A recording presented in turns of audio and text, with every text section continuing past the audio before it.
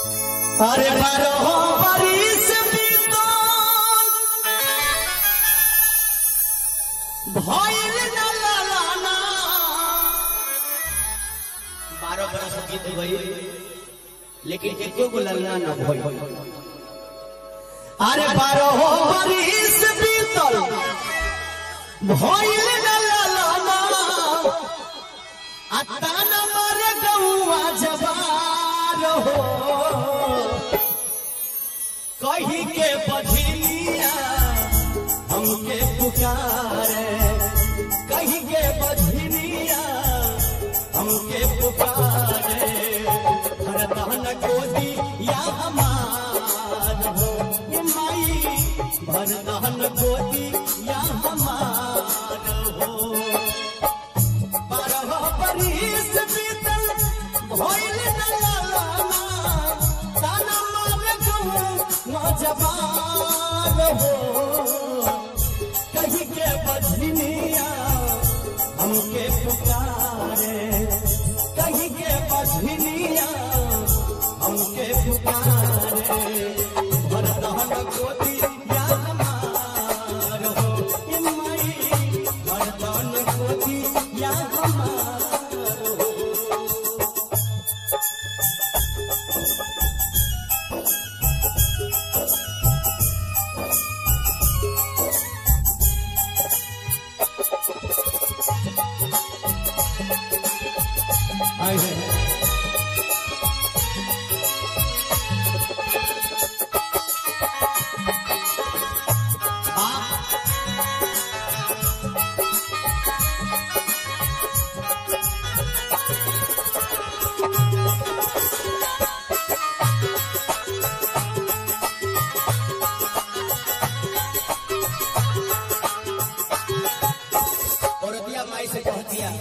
सुन सुन लागा तारे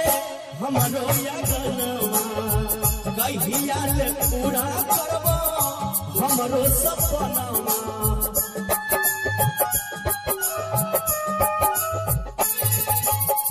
सुन सुन लागा तारे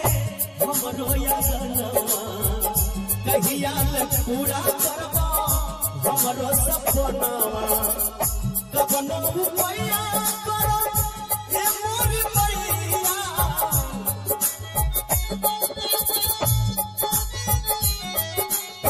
कबनो मैया करो ए मोरी मैया हाथ जोड़ी करी ले गोहार हो कहीं के बझिया हमके पुकारे कहीं के बझिया हमके पुकारे भरतन गोदी या हमार हो माई भरतन गोदी या हमार हो। बस में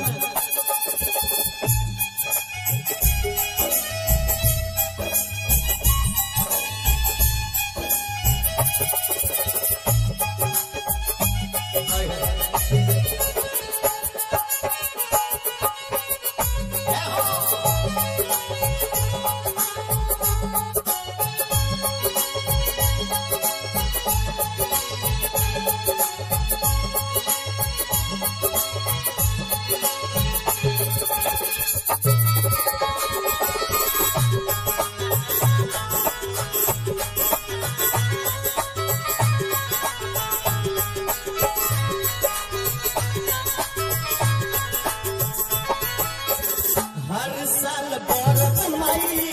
करी ले हमहू कुछ न मंगनी माई कबहू न हमहू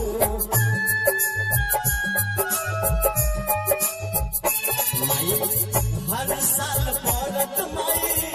करी ले हमहू कुछ न कबहू मानी ले हमहू जब ले जिया माई करबो जब ले जिया माई करब माई ए माई हो जब ले हम जियम तहरा दरबार में हम बरत करब मेरा सब पुरस्कार बा। हाँ भैया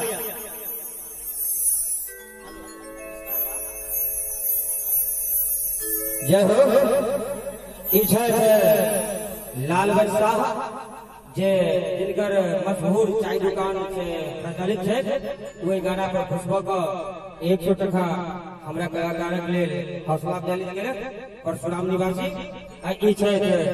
राम राजी यादव जी जे यह गाँव के निवासी है वही गाना पर प्रसन्न होकर 50 टका हमरा कलाकारक हौसला अफजाई के लिए हम बहुत बहुत धन्यवाद। जबले जिया माई कर बापू जनाम धोलत मंदिरिया तोहार हो भरदान गोदिया एको मैया भरदान गोदिया हमार हो मैया भरदान गोदिया हमार हो ए माई हो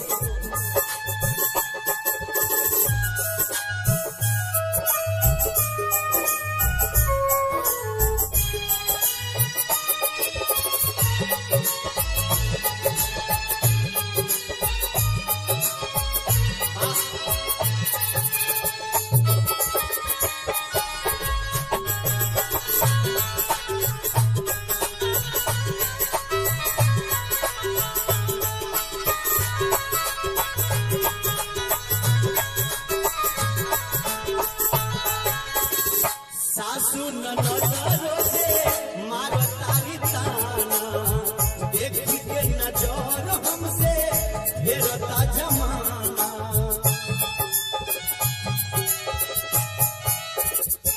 माई देख के नजर हमसे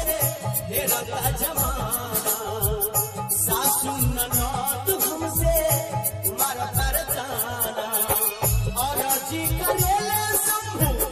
हरे राम पुजारी और जी करेले शंभू हरे राम पुजारी सुनिला न हम पुकार हो कहीं के बजनिया हमके पुकारे कहीं के बजनिया हमके पुकारे भरदान गोदी या भरदान गोदी या हमार हो ए माई भरदान गोदी या हमार हो ए माई भरदान गोदी या हमार हो ए माई भरदान गोदी या हमार हो ए माई भरदान गोदी या हमार